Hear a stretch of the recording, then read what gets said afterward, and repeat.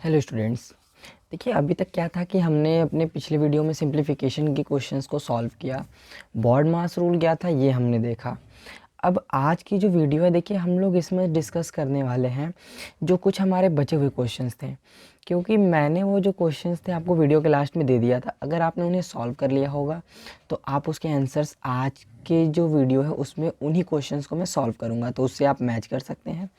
और अगर आपने नहीं सॉल्व किया या फिर आपको किसी क्वेश्चन में कोई डाउट है तो वो मैं सारे क्वेश्चंस को आज सॉल्व करूँगा, आप एक एक करके सारे क्वेश्चंस को समझ सकते हैं।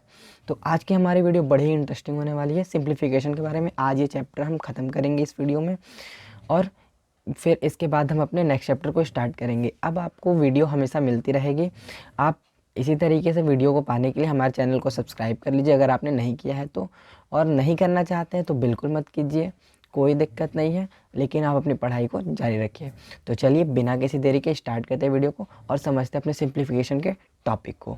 तो जैसा कि हम प्रिपरेशन कर रहे हैं नवोदय विद्यालय समिति के एंट्रेंस एग्ज़ाम 2022 के लिए, और जिसमें हमसे फर्स्ट चैप्टर जो कि हमारा सिंप्लीफिकेशन है हम उसको डिस्कस कर रहे हैं, और जिसमें हमने अपने पार्ट 1 को डिस्कस कर लिया है, जो कि इसके पिछले वाले वीडियो में मैंने दिया हुआ है।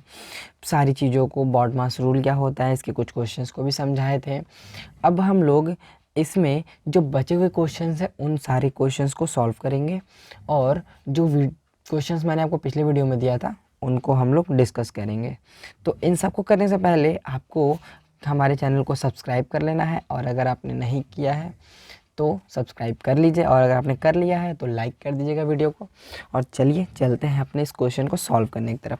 तो देखिए, सबसे पहले ये हमारा एक क्वेश्चन दिया हुआ है, ठीक। आपको फिर से रिकॉल करवा देता हूँ बॉड मास रूल जो कि हमने पढ़ा हुआ है। ये बॉड मास रूल कहता क्या है, तो देखिए ये बी जो होता है इसका मतलब होता है ब्रैकेट, ओ का मतलब होता है of, D for division, M for multiplication, A for addition and S for subtraction. ये सारे हैं। अब इसको हम सीक्वेंस में सॉल्व करते चलेंगे।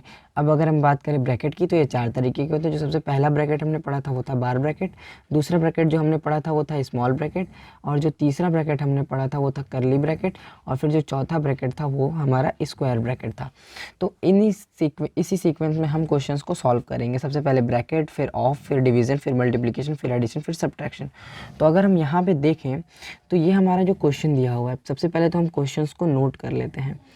अब ये क्वेश्चंस दिया हुआ है 3 24 माइनस 3 करली bracket close plus 8 into 14 minus 10। तो देखिए, सबसे पहले हम किसको सॉल्व करते हैं, तो हम ब्रैकेट को सॉल्व करते हैं। ब्रैकेट में यहाँ बार ब्रैकेट बिल्कुल नहीं दिया हुआ है, यहाँ दिया हुआ है स्मॉल ब्रैकेट। तो सबसे पहले हमें 2 स्मॉल ब्रैकेट यहाँ पे देखने को मिल रहे हैं, इन दोनों को सॉल्व करेंगे। तो अगर हम 24 में से 3 सब्ट्रैक्ट करेंगे तो ये हो जाएगा 21, और ये जब ब्रैकेट सॉल्व हो जाता है तो ब्रैकेट हटते यहाँ मल्टीप्लाई लग जाएगा। फिर प्लस 8 इंटू 14 में से 10 माइनस करेंगे तो 4, और ब्रैकेट हटते यहाँ मल्टीप्लाई हो जाएगा। फिर 3 इंटू 21 तो ये हो जाएगा 63 प्लस 8 4 जा 32। इन दोनों को ऐड करेंगे तो 3 + 2 6, 6 + 3 9। तो हमारा फाइनल आंसर आ चुका है 96, जो कि हमें यहाँ पे ये 3 + 2 5 आएगा। तो यहाँ पे हमारा जो फाइनल आंसर है वो 95 है, जो कि हमें ऑप्शन नंबर डी पे दिख रहा है। अब हम आते हैं अपने नेक्स्ट क्वेश्चन पे। तो देखिए, जो हमारा नेक्स्ट क्वेश्चन है सबसे पहले तो हम उसको नोट कर लेंगे। तो यहाँ पे हम क्वेश्चन नंबर 2 को नोट कर लेते हैं।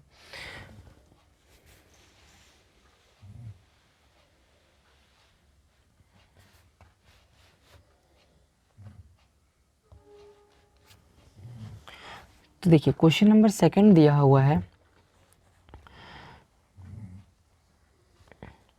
20 माइनस 18 माइनस करली bracket 8 divided by 4 minus 8 minus 6 divided by 3 divided by 3 करली bracket close square bracket close.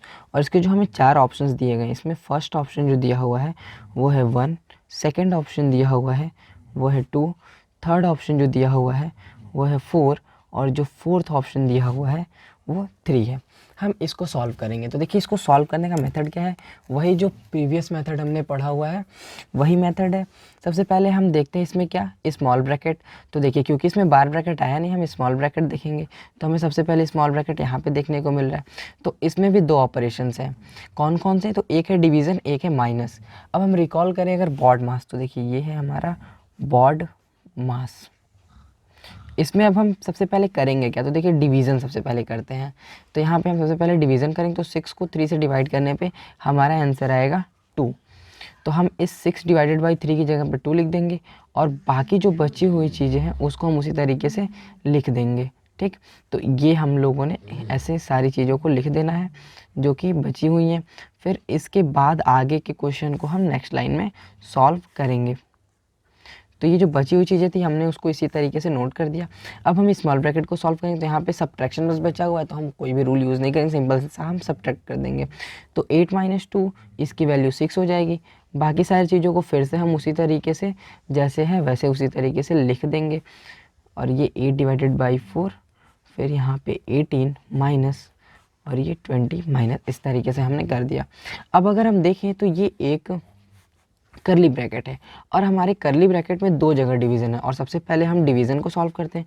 तो इन दोनों डिवीज़न्स को ही हम सबसे पहले सॉल्व कर लेंगे। तो देखिए ये 20 माइनस 18 माइनस 8 डिवाइडेड बाई 4 की वैल्यू 2 माइनस 6 डिवाइडेड बाई 3 की वैल्यू 2। तो ये हमारा इस तरीके से क्वेश्चन सॉल्व हो जाएगा। अब 2 में से देखिए क्योंकि इस ब्रैकेट में अब कुछ और नहीं बचा है, तो 2 में से 2 को माइनस कर देंगे तो ये 0 और ये 18 माइनस 0 और यहाँ पे 20 माइनस 18 में से 0 माइनस करेंगे तो ये 18 आ जाएगा और ये ब्रैकेट यहीं पे हट जाएगा और ये 20 माइनस 18, 20 में से 18 माइनस करेंगे तो ये हमारा फाइनल आंसर आ गया 2, जो कि हमारा ऑप्शन नंबर बी है। हम इसको यहाँ पे टिक कर लेंगे। नेक्स्ट अब अगर हम क्वेश्चन की बात करें तो नेक्स्ट क्वेश्चन हमारा दिया हुआ है फ्रैक्शन से। तो देखिए अभी तक हमने कोई भी फ्रैक्शन के क्वेश्चंस को सॉल्व नहीं किया था। तो यहाँ पे अब हम सबसे पहला क्वेश्चन जो फ्रैक्शन का है उसको सॉल्व करेंगे। तो ये दिया हुआ है 10 whole 1/2 into 2 minus 10 whole 1/2 into 1। अब इसके ऑप्शंस 4 दिए हुए हैं। कौन कौन से, जो फर्स्ट ऑप्शन है इसका आंसर दिया हुआ है 10 होल 1/2। फिर ऑप्शन नंबर बी में जो इसका आंसर दिया हुआ है वो है 8। ऑप्शन नंबर सी दिया हुआ है 10 और ऑप्शन नंबर डी दिया हुआ है 2। अब इसमें से कौन सा आंसर सही है ये हमें फाइंड करने के लिए सबसे पहले तो क्वेश्चन को सॉल्व करना पड़ेगा।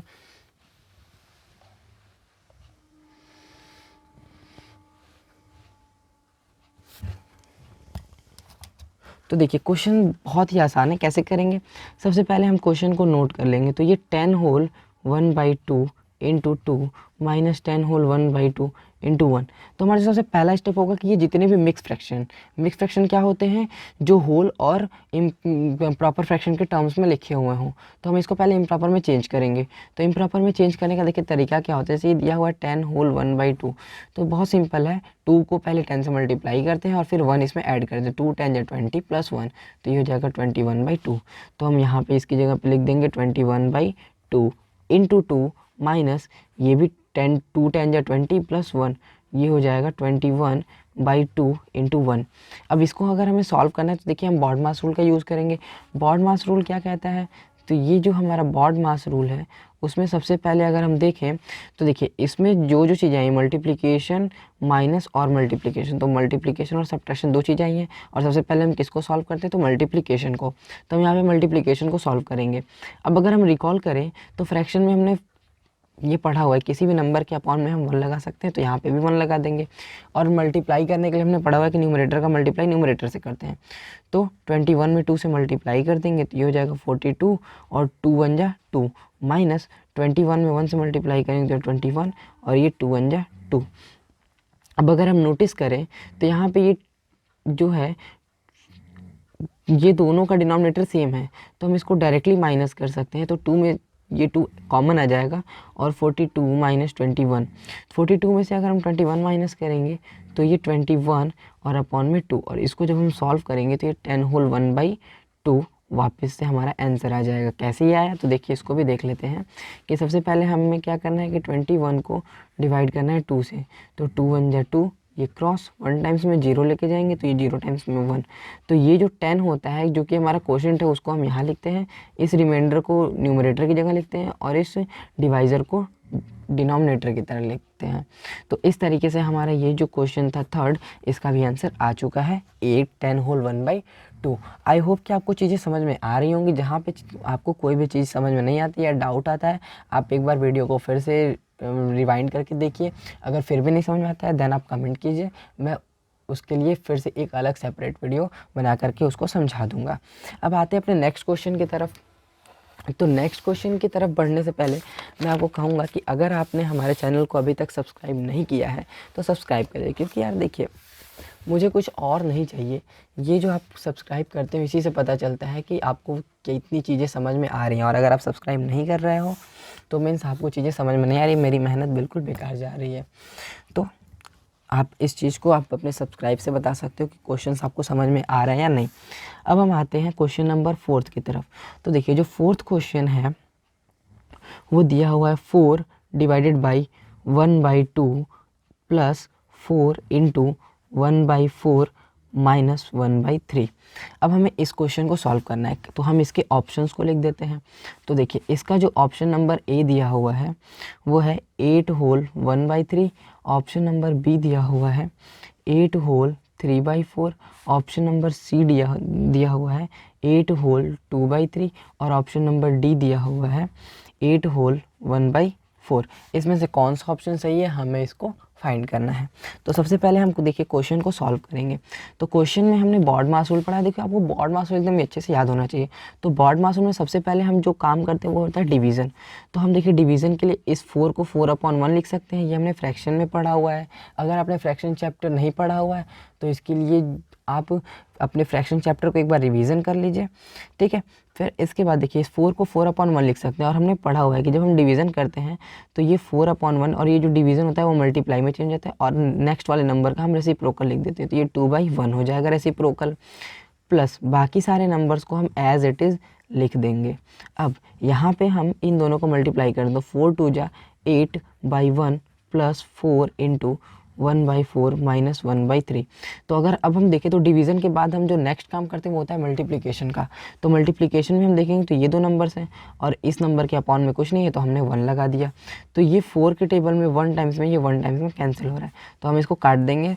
तो ये हो जाएगा 8/1। तो हम जैसे 1 यहाँ पे लगा सकते हैं तो 1 हटा भी सकते हैं, तो 8/1 की वैल्यू 8, और ये 1 1 जा 1 और अपॉन में 1 है तो उसको हटा सकते हैं, माइनस 1/3। अब नेक्स्ट जो काम करते हैं तो वो हमारा होता है एडिशन का। तो 8 + 1 यहाँ पे 9 और ये माइनस 1/3 इसी तरीके से रहेगा।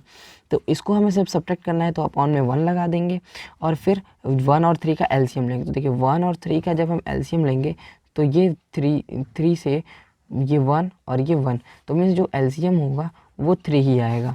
तो हम यहाँ पे एलसीएम 3 लिख देंगे, 1 से 3 को डिवाइड करेंगे तो 1 आएगा, तो 1 × 9 माइनस 3 से 3 को 1 से 3 को डिवाइड करेंगे तो 3 आएगा, 3 से 3 को अब डिवाइड करेंगे तो 1 आएगा और 1 से 1 मल्टीप्लाई कर देंगे। देखिए 3 9 जा 27 माइनस 1 1 जा 1/3, तो ये हो जाएगा 26/3। और इसको अगर हम सॉल्व करने जाएँ तो देखिए 26 को हमें क्या करना है 3 से डिवाइड, तो 3 8 जा 24 और ये 2।